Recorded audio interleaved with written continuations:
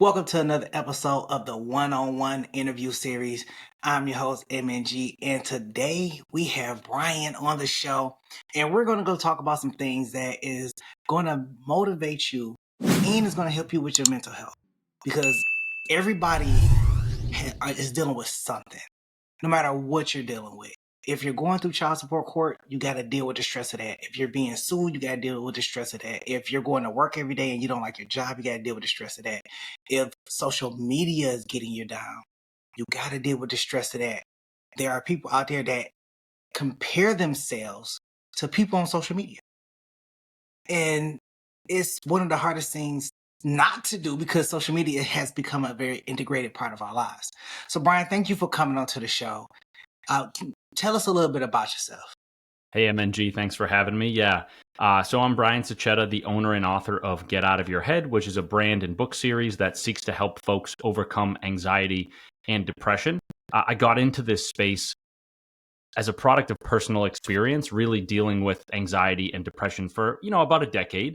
And I like to say to folks, like, I have made a lot of progress with both of those conditions. At the same time, I'm still human. That means I'm not perfect. And so, what I'm trying to do for folks, right, is take a lot of my own past experiences and the lessons that I learned in those mental health struggles, share them with folks in hopes of helping those people through their own difficulties. And at the same time, right, bring as much honesty as I can to the process, knowing that, again, I'm not perfect. I'm not a finished book or a closed book or anything like that. I still have my own struggles, but I try to use the stuff that I preach, right, in hopes of kind of eating my own cooking and feeling as though the methods that I prescribe are actually ones that work, right? So, all right. So, Get Out of Your Head, the brand, the book. Can you give us what made you start this? I know you said you had 10 years of anxiety and depression that was happening, and your brand focuses more on this. What does it really focus on to help people get over this anxiety and depression? Yeah, so I do have two different books, and it's just good to highlight that to show sort of the journey a little bit, right? So the first book is called Get Out of Your Head, a toolkit for living with and overcoming anxiety. That was really the product of 10 years of dealing with my own anxiety. I had, a lot of social anxiety around big moments, life changes, things like that. Nothing that I would say was like crazy, if you will. Just kind of like I got nervous, as a lot of us do in these big situations. The difficulty or the difference between, the nervousness and then the anxiety, right, is that a lot of people will say, everybody gets nervous from time to time. However, when does nervousness and anxiety become a disorder or something that we could classify as a disease, right? The real qualification there is what the excuse me is what you're dealing with preventing you from living the life that you want to live, right? And for me, it really felt that way where, I'd go on dates with women that I was interested in. I'd have panic attacks. I would go, I'd have exams. I would go on job interviews. I'd be wildly nervous to the point of not even being able to think straight and whatnot. And again, I'm not trying to sit here and say that that's the worst kind of anxiety that anybody has been through, but that was challenging for me, challenging to the point where I was like, I need to figure this out. Otherwise, I'm just not going to live a very productive or even fun life, And so 10 years, I guess later, or, in the next 10 years, what I basically did was I started getting serious about learning about anxiety, dealing with my own anxiety and saying, okay, if I'm struggling with this, I first need to put a name on it, right? So do some research, figure out what anxiety is, where it comes from and all that. And then within, throughout those next 10 years, talk to as many people as I can, read a lot of books, consume a lot of information, go to therapy, but most importantly, try out a lot of different tactics that I had learned in my journeys, in my travels, and see if they work for me. And then on the other side of those 10 years, eventually I was like, okay, I have enough information here. I have enough tactics at my disposal that I have curated that I feel are actually helpful versus, the ones that you might read on BuzzFeed or something, right? The ones that are a little, you pass through and you're like, yeah, I get it, but that's not really going to get to the source of my anxiety and so on and so forth. So eventually I turned around and I said, this stuff has actually been helpful for me. I'm using it all the time. It allowed me to advance in my own life.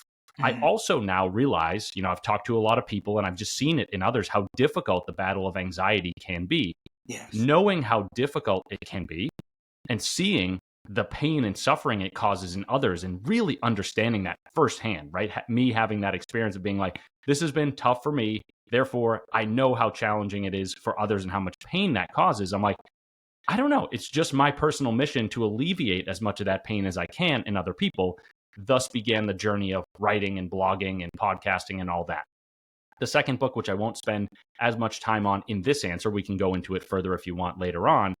That's called Get Out of Your Head, Volume 2, Navigating the Abyss of Depression. And I would say the story there was similar in the sense that, I went through a difficulty on the mental health front, this one being a battle with depression. And over the course of a year of trying to figure out, what got me there and how to get out of how I felt, I was like, okay, I have run this general playbook before in the sense of I've gone through a mental health crisis. I got myself out of it. I learned, and I don't say that to brag or anything like that, but I was able to advance in my own life. I was like, let's take that same mindset, apply it to this battle of depression, and then turn around and try to do the same thing, as in help other people get through the same kinds of crises. Those were the bases for both of my books. And it's, again, the mission that I'm on is to help as many people get through that difficulty. Folks say to me, they ask me like, how did you get into it and all that? And why are you so passionate about it? I'm like, I just feel called to it, right? It's like, if I look back on my entire life, I'm like, what stood out the most? What was the most prominent? I'm like, this battle of being in my head day after day and month after month, the amount of pain that I brought myself. I'm like, this is the theme of at least my early life, right? And Right. I think the best thing that I can do about that theme is take what I learned and use it for good and try to help people. And that's why I'm here. So, You know what? I really have to commend you. There are a lot of people, especially men, that can't find their way out of that depression zone, or they do find their way out of the depression zone, and they just kind of linger around. They're okay, but they're not 100% back to who they are, and they kind of just muddle their way through it. And I can honestly say that I suffer from my own battles of depression. Um, Going through things with my son, trying to understand him, understand the change that he's going through, um, relationships not working out, trying to figure out, you know, where the disconnect is. Because if you want something and you never obtain it, it does something to you mentally and emotionally. You know, like it's like going for a particular job or just a job in general. And you're constantly applying and applying and applying, and you're constantly getting rejected and rejected and rejected. And you keep making changes to your resume, changes to how you do interviews, and you still get rejected. That it takes a toll. It takes a very heavy toll on you. Regardless of what it is, it takes a very heavy toll on you. And it's only something that a person that's going through it can understand. When somebody say, what brought you to do this? It's the experience of going through it and knowing that I have the techniques and the experience to deliver it to somebody else. And it becomes a passion. You can only do something of this magnitude as a passion and then teach other people how to overcome. yeah, I mean, I do think you hit the nail on the head. And I would say, I'm sorry to hear about your own struggles and that of your son. Life is hard, right? It Yeah. throws a lot of challenges our way, and we don't always get what we want. And it's like, how do you make sense of that? How do you resolve that? On the depression front, right? A lot of folks say, and I also say in my second book, that depression is a manifestation or a disease of helplessness and hopelessness, right? So break that down and say, what are those two things? Or let's put a concrete example behind it. And it's like, to your example of you go for a job interview and then another one and then another one and another one, and you're constantly getting rejected. Hmm. Eventually something triggers in your brain to say, and maybe not for every single person, but for most of us, right? For most Right. reasonable people, you say, I've been on 12 job interviews. Like, what evidence do I have in front of me to make me believe that this is ever going to go any differently, right? Right. And so that's where the hopelessness comes in, of like, I sure, I hope that I can get a job, but I'm not feeling hopeful about that statement. And then the helpless piece is like, I'm doing the work, right? I'm studying for these job interviews. I'm preparing. I'm going in. I'm being optimistic, and yet, like, nothing's really happening. So like, I don't see a way that I can improve what I'm doing. I can't see a way to improve my process. And therefore, like, how do I ultimately have any agency over the end result? Now, obviously, like, I don't say all of that to tell people that they are logical in being, feeling helpless, feeling hopeless, just trying to be there in solidarity with them, of saying that when you go through difficult times, like, that's a rational response that your brain comes up with, right? Yeah. Eventually, you have to find a way, and it's not easy, but you have to find a way to convince yourself of, like, I know this has been brutal. I know that I have not gotten what I wanted, but somehow, even if it looks impossible or even if it sounds irrational, I'm going to figure a way out of this mess, right? And that eventually becomes sort of the seed that gets planted in our mind that can help us. Oh, I don't want to I don't want to paint a horrible analogy, but that seed can eventually grow into something like, that hopefulness inside of us. And eventually we're like, okay, there's a crack, there's a the window is cracked open and I can jump through it right now. I've got a moment. And maybe you get there, right? And again, it's like, you need that hope. If you lose that hope, that's where you really fall into the pit of despair. And so I say to folks a lot on the depression front is like, I know things seem really dark. They can be, they often are, but like, the last thing I want and the last thing that you should do is give up the hope, because once you give that up, it's really hard to reclaim. Yeah, that is true. I've known, and this is a personal story to me. I've known people that have went through clinical depression, as it was described. And at the time, I was a lot younger. It was years ago, and I didn't understand what clinical depression was. So I didn't understand how severe it was. And this was, during a time, I was just turning 21, started a new job. A few years in, somebody said, yeah, I'm clinically depressed, just through conversation. And, being a young person, you don't really know what it is if you never experienced it. So I was very insensitive to that person and what they were going through. Cause I'm like, well, just come out of it. They're like, well, I'll take pills for it. And I'm like, no, you can just come out of it. Anybody can just come out of depression. Like, and this was this is the ignorance of a young person never experiencing life at a young age and walking into an adult world and telling somebody that has been there for 40 years that you could just walk out of being depressed. And it was very foolish and ignorant of me at the time. And now that I'm older, understanding the what depression can do to you, and knowing family members that have went through depression, knowing that depression can sometimes do more harm than good if either untreated or is not recognized. And I think a lot of people need to understand that if you're suffering from any type of depression or anything that is very, could be tormenting to you, then you need to speak up and say something. This is my plea to fans all around the world that watch this is say something. Talk to.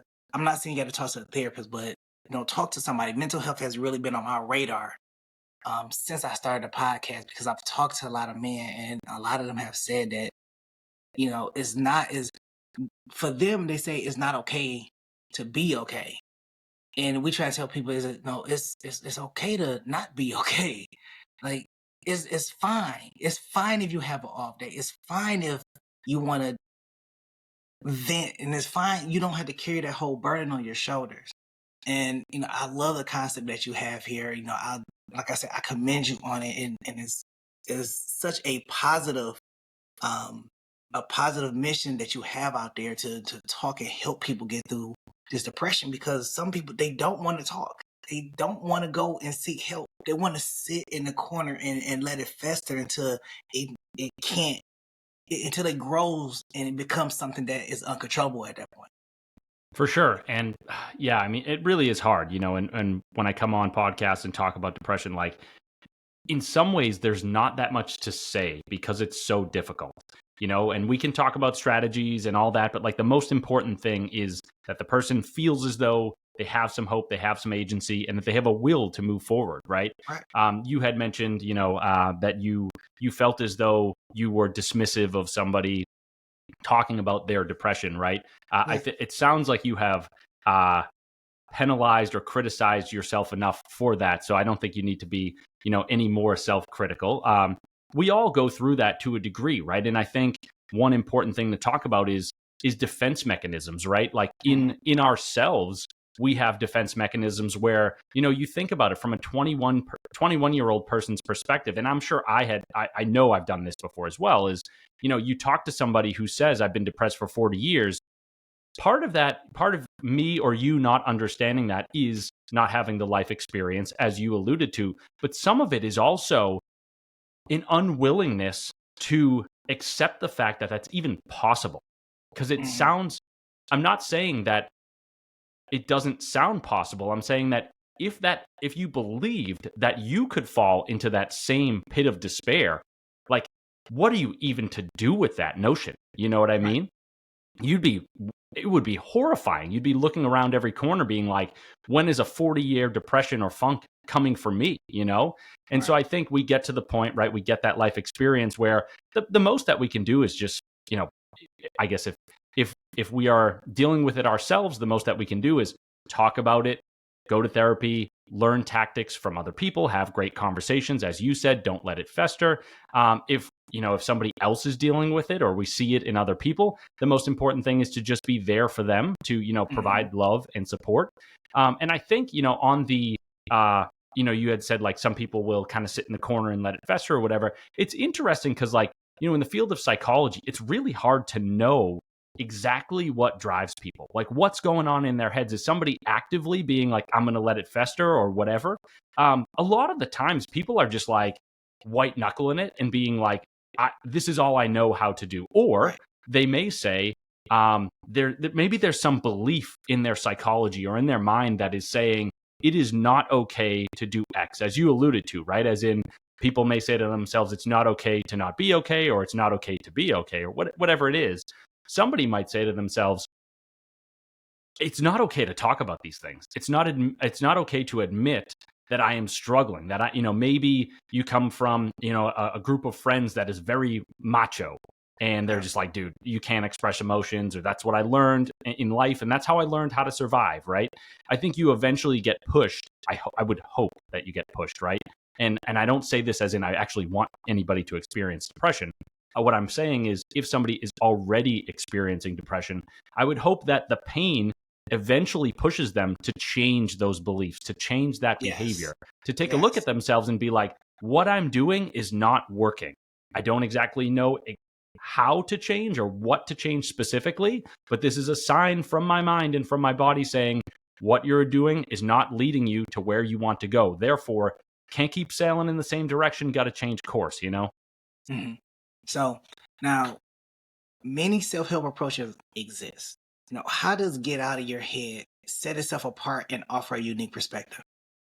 Yeah, so I think one of the main things is the fact, like, and it's difficult because I'm not sitting here pretending to be a completely unique brand, right? There are other people out there who do what I do, or we're in the same space or whatever. Yeah. One of my differentiators, if you will, one of the things that, again, it doesn't make me a one of one, but differentiates me a little bit, is just what we've been talking about: is having that personal experience, and therefore having stories that I can share with my audience that are relatable.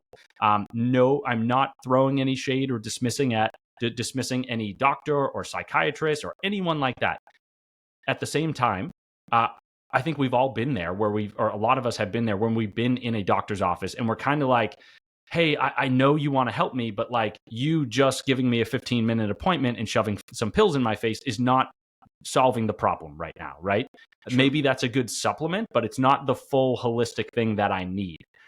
Therefore, what I feel like I can do uniquely or semi uniquely is, again, be in that same space with the listener, with the reader, be able to provide those stories and that connection to be able to say, like, I have been through, and again, I don't say any of this to toot my own horn. I really, really don't. Just to say, like, I hope that you can trust me. I hope that me opening up and sharing some of my own difficulties, on the anxiety front, on the depression front, difficulties that you may be going through right now or have been going through in the past, I hope that those allow us to come closer to one another. And Right. then when we get closer, when I tell my stories and I share my tactics, a little door open, a crack in the door opens, and that reader or that person is like, okay, Brian, it seems like he knows a little bit about this. It seems like he knows what he's talking about. He may even understand me to a degree. That's what I'm going for, right? Because once I get that connection, then I can actually try to infuse some of those tactics, some of that help, some of that hope and support to the reader. That's the angle that I am working. And I think tangentially, or I guess even closely related to that, is just the fact that what makes me unique, I think, is the fact that and I don't say this as like a humble brag or anything like that. Having gone through anxiety, depression, some mental difficulties, and then turning around and using tactics out in real life and being like, does this work or does it not work? I think that gives me a semi-unique perspective that allows me to then offer what I would call battle-tested tactics to folks, right? Mm-hmm. I kind of going back to the BuzzFeed example from earlier is like, anybody can get online and type in like methods for dealing with anxiety. And you can see number 1, number 2, number 3. And it's sort of surface level stuff or things that you're like, Yeah. dude, I've been dealing with brutal anxiety for a long time. Just doing something simple is not going to alleviate that. I would like to think that because, I have that experience, I have that connection with the reader, and I have those strategies that I have used in my own life.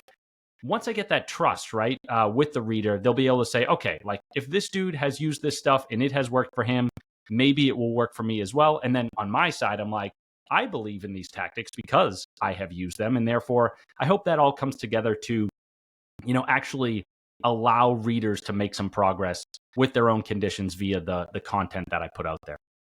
I like that. I like that. So, with the rise of AI and economic uncertainty and global conflict contributing to the rise of mental concerns, how do these specific factors contribute to anxiety and depression? Yeah, so good question. Let's like take a step back and just kind of think about what is anxiety, what is depression. I think we answered the latter earlier, which is depression is essentially this disease state, pervasive state of helplessness and hopelessness. Yeah. We all we know the feelings of anxiety and depression, but I think it's helpful to give the definitions. Then we can pull things apart a little more easily. So I like to say that anxiety is future oriented fear, right? Okay. We all know the feeling of fear, which is you're in front of a scary or menacing threat or thing, right? So it's like if you're in the woods and a tiger crosses your path, you're feeling fear because you don't know that tiger might jump out and attack you right now. Right. Anxiety is more we are on anxiety is more to the tune of we are worrying about being in front of a tiger a week from now, a month from now, a year from now, right? And where does anxiety stem from? Where does it arise from? There's a few different paths, but what I like to say is that anxiety mostly stems from uncertainty, right? So you go back to that quick example of the tiger and you're like, I am anxious about being, or I'm fearful about running into a tiger a month from now, therefore anxiety. And you kind of suss that out and you say, well, where is the uncertainty piece? The uncertainty is like, I don't know if I'll run into that tiger or if I will not. If you knew with absolute certainty that you would not run into a tiger, there'd probably be nothing to be anxious about. Now, obviously, you can, the brain can do some crazy things and you could be anxious about darn well nothing at all. But for most people, it's going to be some specific thing that we are worried about, right? So then you then say, okay, the larger the threat, the more important I deem that specific threat, Hmm. the more uncertain the situation around that thing, the more anxiety I am going to experience. So this allows me to then go back to actually answering the question, right? So you look at the rise of AI, you look at advanced warfare, you look at economic uncertainty. All of those subjects are really big, really uncertain, and could potentially or likely have a large impact on our lives. So if you put all that together, it's like, well, of course we would experience more anxiety as a result of a difficult and ever-changing world. And also, if we look at each of those specific things and we say, hey, on the economy front, I don't know if I'm going to have a job in 6 months to a year because I don't know Yeah. what the economy is going to do. if I don't have a job, I don't know if I'll be able to pay my bills and provide for my family. On the Mhm. AI front, again, it's like, I'm not trying to go too far down the rabbit hole, but it's like, could a robot or an AI agent take my job? If I write for a living, could robots just copy all my text or generate their own text and make it so that I can't provide for myself and my family, so on and so forth. So what I would really say is just there is so much uncertainty in the world right now. There is so much change and upheaval, and it's like we don't know what the results are going to be of those current changes. And therefore, going back to the tiger in the woods, it's like, are we going to be running into tigers a year from now? What's going to happen when we run into them? So it makes sense to me that we would be experiencing more anxiety today versus, maybe 50 years ago. And I think one of the things that I guess I'd just give a quick to play devil's advocate a little bit is, we do live in pretty good times. It's, in general, I think Right. that everyone can't, or there are a lot of folks out there who are struggling. I'm not trying to dismiss that or anything like that. But at the same time, it's like, you look back and it's like, our grandparents, they fought in world wars. And so the world has always been kind of an uncertain and challenging place. I think the difference today is that we're so connected to technology and to social media and the internet that those threats are just always in our faces. Yeah. Whereas it used to be like, okay, like, and not that I was alive when my grandfather was in World War II, but it's like, grandpa's off in Japan. Who knows what he's doing, whatever. We're really scared, but like, it's not like every time I open Twitter or go on CNN or whatever in bold, font, some terrible headline about the war is staring me in the face. It was like, Mhm. you'd pick up the paper, you'd read a specific section, maybe you'd hear about the war, maybe you wouldn't. So I guess the main thing is just that all these things are like right in our faces, and they're constantly reminding us of their threat. On the depression side, I'll kind of try to keep it quick because I went long on that one. If you take it if you go too far out and you say, okay, I might not have a job in a year, the economy might be upside down in a year, whatever. If you believe that all of those things are possible, you may eventually say, throw up your hands and say, there's so much chaos in the world. What is the point of me even trying? What's the Yeah. point of trying to Yeah. advance and succeed and all that? And I'm not here to dismiss any of these difficulties and say, oh, it's no big deal or whatever. What I'm really trying to do, and I think this will help us segue the conversation a little bit, is give folks tools to be able to address any of the different stressors that arise in their lives, right? There's small stressors, there's really large ones. And the main thing is that, like, each reader, each listener has to develop a few tactics for him or herself that they can apply no matter the situation. Because let's face it, it's like the stressors that you and I experienced when we were 13, or that a 13-year-old would experience, those are much Mhm. different than the stressors that a 40-year-old would experience, right? And Definitely. and also, it's like, depending on what decade you grew up in or you live in or whatever, those things, the stressors there change and vary as well. So the real important thing is to help readers and listeners develop a mental health toolkit that they can use in their own battles to be like, hey, I'm dealing with some stress right now. I'm dealing with some anxiety right now. Let me pull out those 5 situation agnostic tools that I learned from Brian or for MNG or whoever, right? Right. And utilize them to help me walk back the emotions that I'm feeling right now. Now, we talked about these. Now you're talking about these stressors, and I want to say something about the last question that I asked you when we talking about the rise of AI and how that's dealing with anxiety and depression.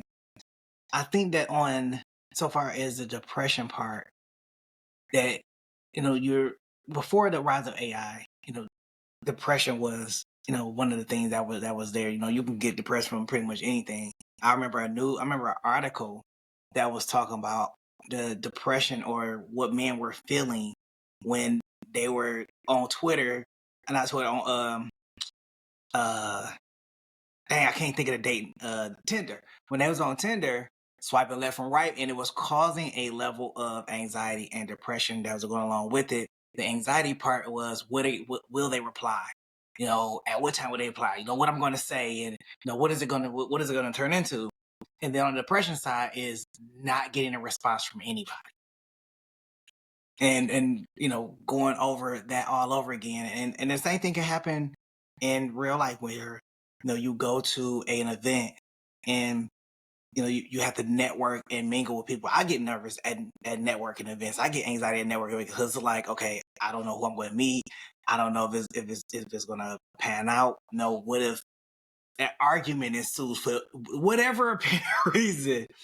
At these events, and you're on the spot, or you're in a meeting, you get caught on the spot, or how the case is, and now we're looking at at some level, yeah, the economy isn't bad. There are people that are well off. There are people that are struggling. And then there are people that are trying and not knowing what the future is going to bring.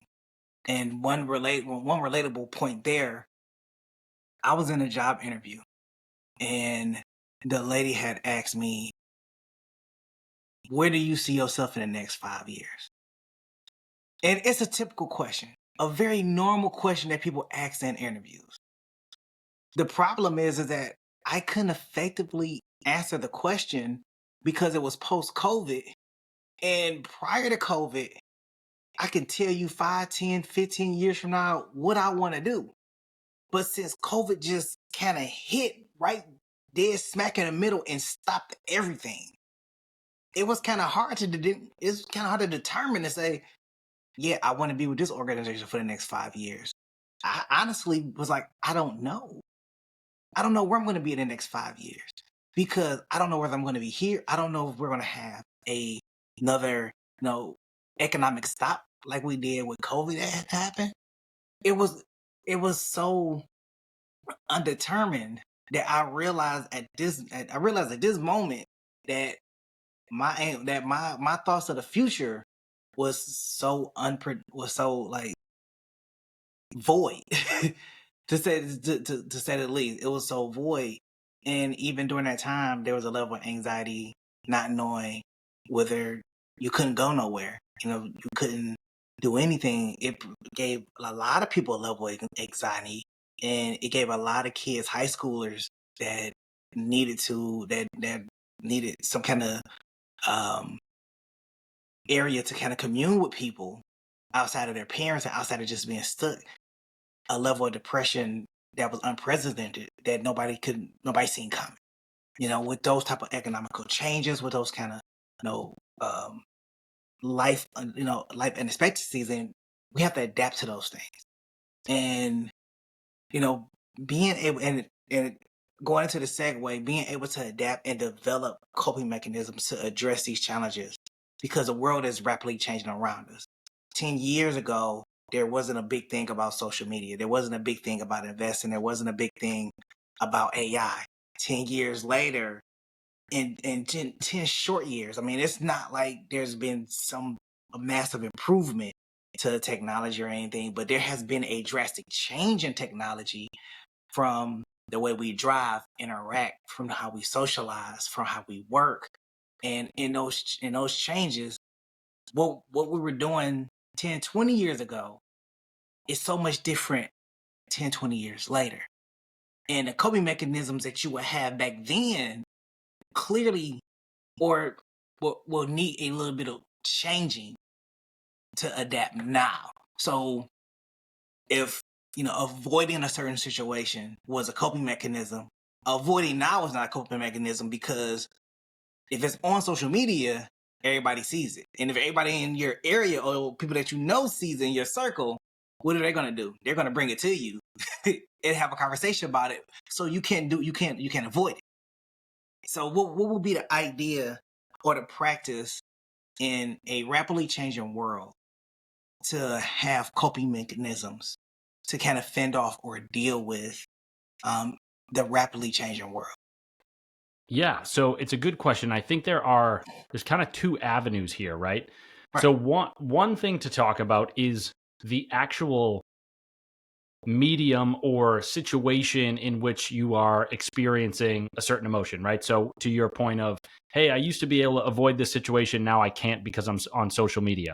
We definitely have to address that, or at least give it its due, in the sense that things have changed and therefore our approach has to as well. The other avenue is understanding that despite things changing rapidly on the technology front, we're still dealing with the same brains and emotions of hundreds of thousands of years ago, right? Right. So when I say situation agnostic, or at least like to a degree, right? Tactics, what I'm talking about is having an understanding that when you experience anxiety, a certain thing is happening in your brain, right? A Hmm. certain emotion, neurotransmitters are triggering. You are experiencing a bunch of feelings. Right. Those feelings are obviously brought on by different things in the world, and the amount of things that we could see in the world are always changing, as you alluded to, and rapidly changing today. However, at the same time, right, kind of as I was alluding to with saying, a 13-year-old versus a 40-year-old is like when those two people experience anxiety or depression, even though it's challenging and even though they're dealing with different situations, what's going on inside the brain is at least similar. Maybe not one to one the same, but it's at least similar, right? So Hmm. on the anxiety front, what is happening is your limbic system is basically getting hijacked. So it's sort of like your survival mechanisms are coming online and saying, we don't feel safe right now. There's a threat, regardless of what form it takes. There's a threat in my environment, on my phone, in social media, and I somehow need to neutralize it or think about it differently. So what I would say is to a person of like, okay, so thinking about concretely dealing or like, yeah, dealing with the anxiety in these situations, there's a couple paths that you could take. You could say, is there anything I can do to actually change this situation? As in, can I get off of social media? Can I chirp back at somebody? Can I, I'm trying to think of some other, because we have a loose example here. I'm trying to think of some other things, right? But could I put a timer on my phone that says, or, could I lock myself out of my phone for 20 minutes? Could I block that person on social media if they're causing me distress? Right. The other piece is saying like, okay, so whether or not we deal with or think about the actual situation first, then let me kind of reset this. So Okay. the two things are, can you do anything about it? And if Right. you can't, as in the situation itself, then maybe, right, the second piece is working on the emotion itself and saying like, maybe because I've thought it through and I've said there's nothing to actually do here, what I need to do is I need to work the emotion away, or I need to just forget about it, right? So an example that I often give on podcasts, right, is like, if you have an exam or a public speech to give tomorrow and you're really worried about it, what your brain is trying to do is say, hey, like there's a threat, I don't know how things are going to go, therefore think about it and maybe prepare for it, find a way to drive out the uncertainty surrounding that situation.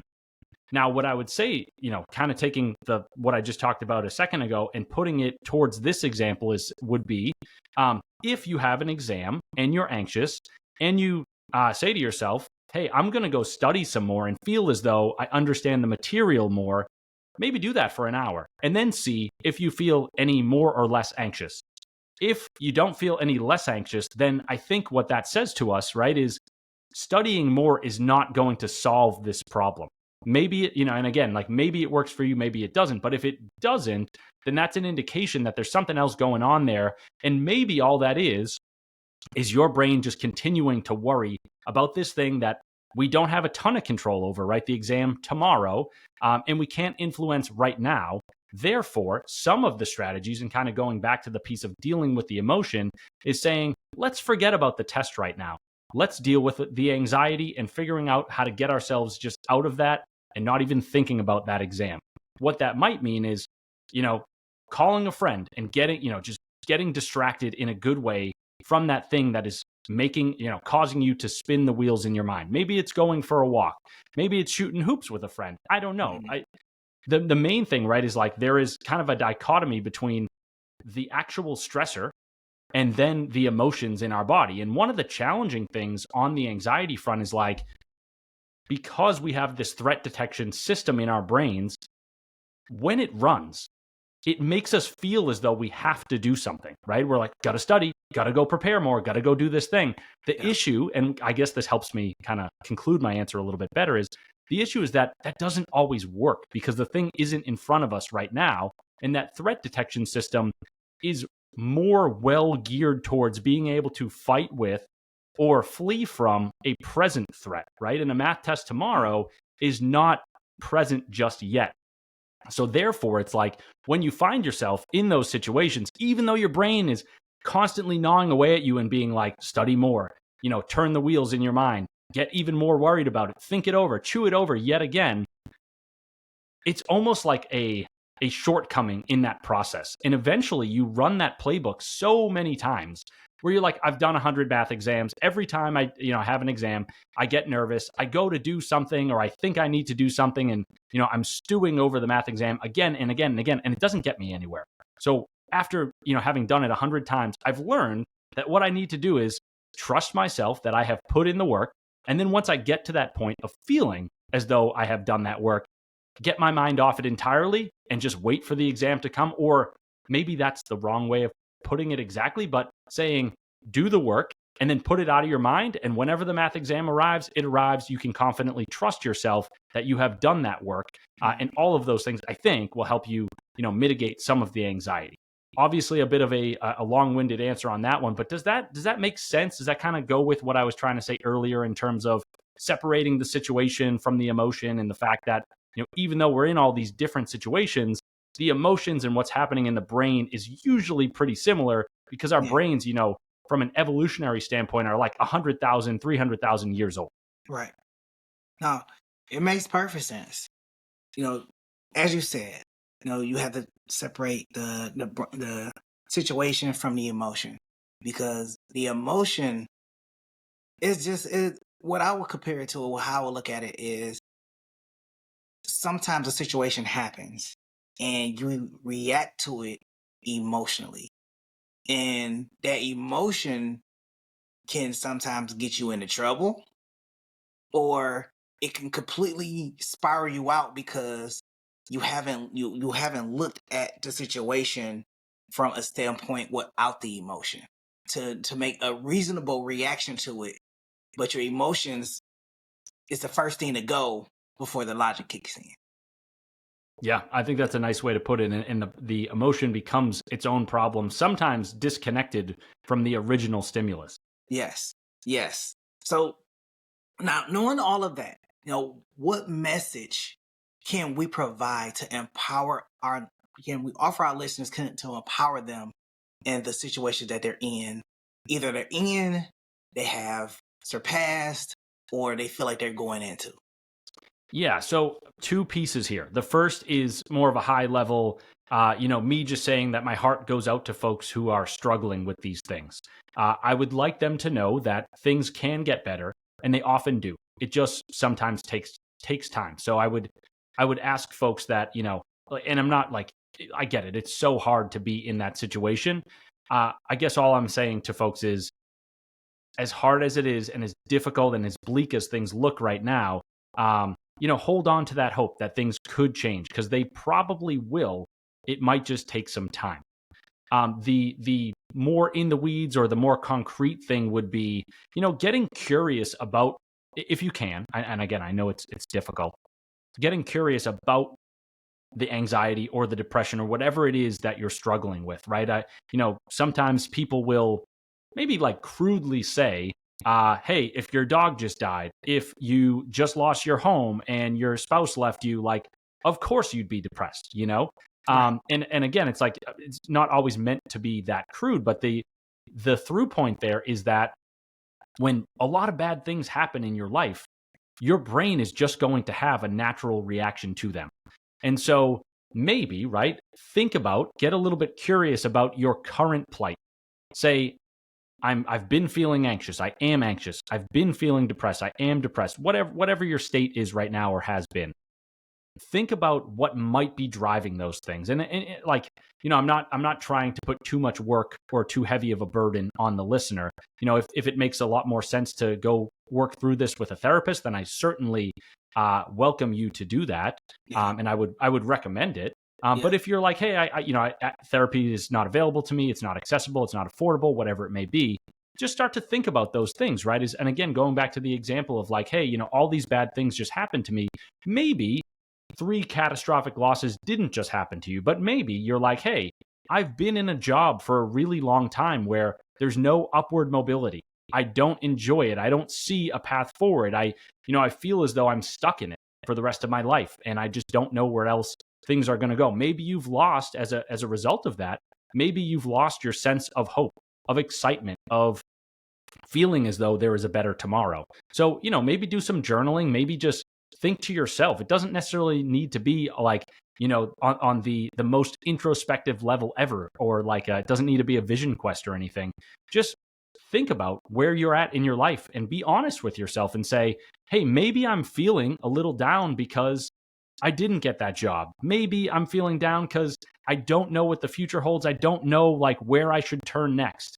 And you can do that on the anxiety or the depression front. Often, though not all the time, you will find something that speaks to you, right? If you listen to your heart and you're like, hey, yeah, I'm feeling anxious because, I haven't talked to my kid in a long time and I don't know if there's still a connection there or whatever.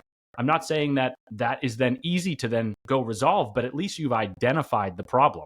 If Right. from there you then need to go talk to somebody or work with somebody, whether that's a coach or a therapist or whatever, maybe that is the case and maybe you need to go do that. But start by doing a little bit of that work yourself, because one of the things, right, is when you're in that pit of despair and when you're feeling really hopeless, one of the things is that, or one thing that could be possible is you might be like, I have no, I don't know where else to turn. I have nowhere else to go. I don't know what else to do. And once you've identified like something that is causing you pain in your life, it's not like the pain goes away, but at least you then have an avenue that you can explore. And you're like, hey, I have a little bit of hope here in the sense that if I deal with this, maybe things will improve. And that becomes, sort of your life raft or the thing that pulls you back up to the surface. I I totally agree. I totally agree. But Brian, thank you for coming onto the show. We really appreciate you bringing all the knowledge. And definitely check out Get Out of Your Head. We're gonna go ahead and put the links in the description. You can go ahead and check that information out, check the brand out and everything. Hey, we're gonna catch you on the next go around. Peace.